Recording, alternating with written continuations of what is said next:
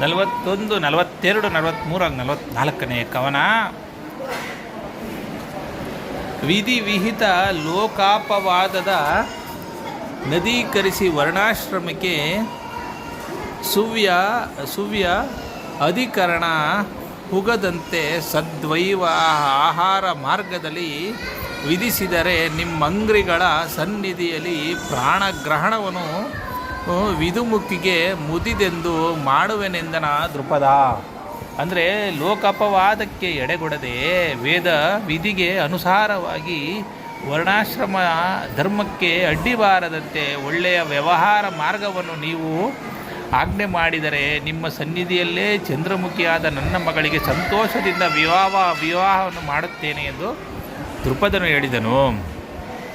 ಧರಣೀಪತಿ ಕೇಳಿವರ ತಾಯಂದಿರೋ ಆಡಿದಳ ನುಡಿಯನ್ನು ಉತ್ತರಿಸಬಾರದು.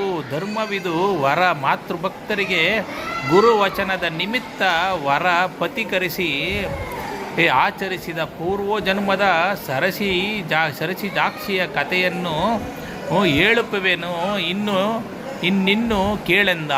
ಅಂದರೆ ವೇದವ್ಯಾಸರು, ರಾಜ ಕೇಳು, ಇವರ ತಾಯಿಯು ಮುಂದಿನದ್ದನ್ನು ಅರಿಯದೆ ಒಂದು ಮಾತನ್ನಾಡಿದಳು. ಮಾತೃಭಕ್ತರು ತಾಯಿಯ ಮಾತನ್ನು ಮೀರಬಾರದೆಂಬುದು ಧರ್ಮ.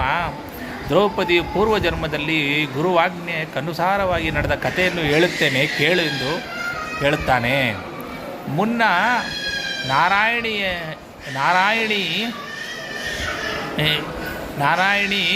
ಪತಿ ಕನ್ಯೆಯ ಪೆಸರೊಬ್ಬ ಗುಣಸಂಪನ್ನ ಮುನೀಪನ ವಧು ಪತಿವ್ರತೆಯರಿಗೆ ಗುರುವೆನಿಸಿ ಉನ್ನತ ಭಕ್ತಿ ಭಯದಲ್ಲಿ ತನ್ನ ಪತಿ ಪರದೈವವೆಂದು ವಿಪನ್ನನನ್ನು ಕೊಂಡಾಡುತ್ತಿದ್ದಳು. ರಾಯ ಕೇಳೆಂದ. ಇಂದಿನ ಜನ್ಮದಲ್ಲಿ ಇವಳ ಹೆಸರು ನಾರಾಯಣಿ. ಇವಳ ಪತಿಯಾಗಿದ್ದವನು ರೋಗಿಯಾಗಿ ಅತ್ಯಂತ ದುರ್ಗತಿಗಳಾದರೂ ಅವನನ್ನು ಅವಳು ಭಯಭಕ್ತಿಯಿಂದ ಪರಮೇಶ್ವರನೆಂದು ಭಾವಿಸಿ ಶುಶ್ರೂಷೆ ಮಾಡುತ್ತಿದ್ದಳು. ಅವಳು ಪತಿವ್ರತೆಯರ ಗುರುವೋ ಎನ್ನುವಂತಹ ನಡತೆಯುಳ್ಳವಳು.